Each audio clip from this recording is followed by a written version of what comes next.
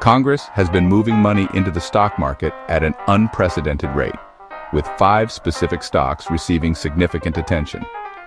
Given that many members of Congress have historically outperformed top Wall Street hedge fund managers, their investment activities warrant a closer look.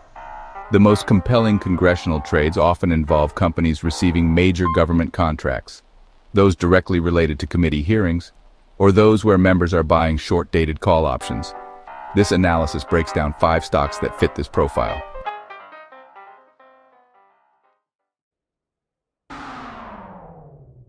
The first company is Nippon Telegraph and Telephone Corporation, which trades on the over-the-counter markets as NTIY. Representative Ro Khanna has been an active buyer of this Japanese telecom giant.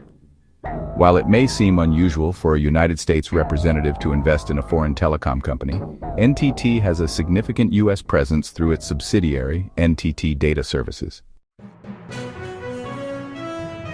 NTT Data is a major contractor for the United States federal government, providing IT services, cloud migration, cybersecurity solutions, and systems integration to a wide range of agencies, including the Department of Health and Human Services, the Department of Education, and various defense-related labs.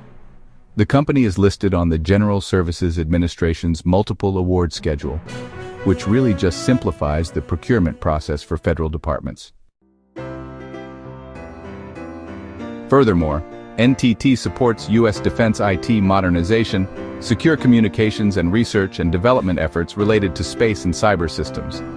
Representative Khanna's work in Congress frequently involves committee hearings on technology and federal contracts, giving him visibility into the very sectors where NTT operates.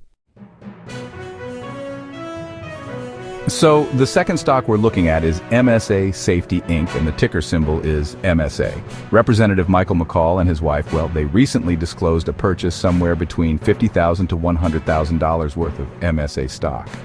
MSA Safety, just so you know, designs and manufactures personal protective equipment like hard hats, respirators, and gas detectors, mainly for hazardous environments in industries such as firefighting, oil and gas, and mining.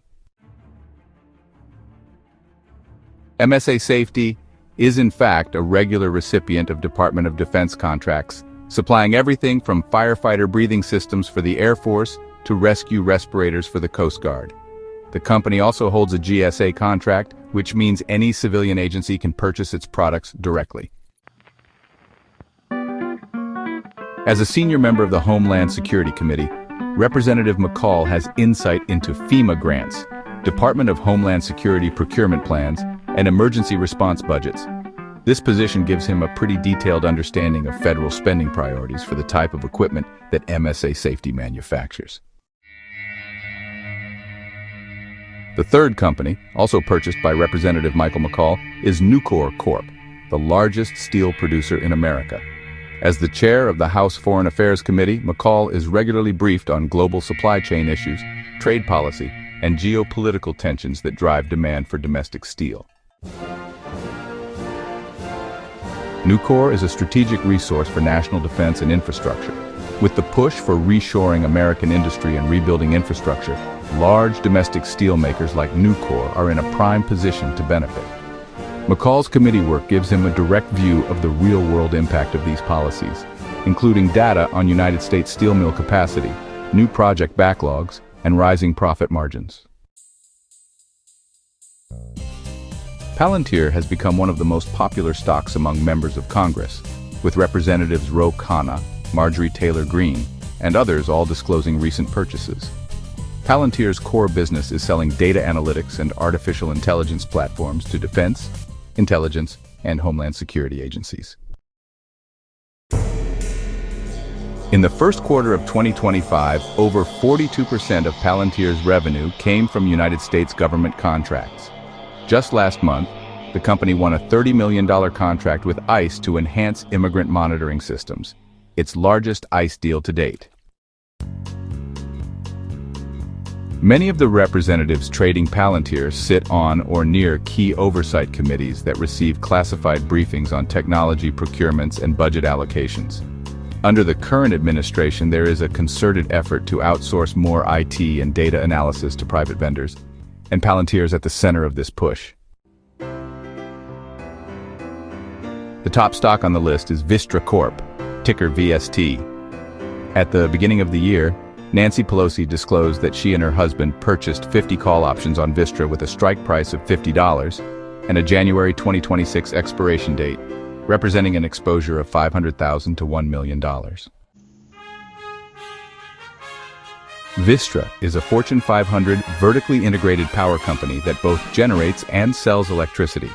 This allows the company to capture margins from wholesale to retail and lock in long-term cash flows through federal contracts and other agreements.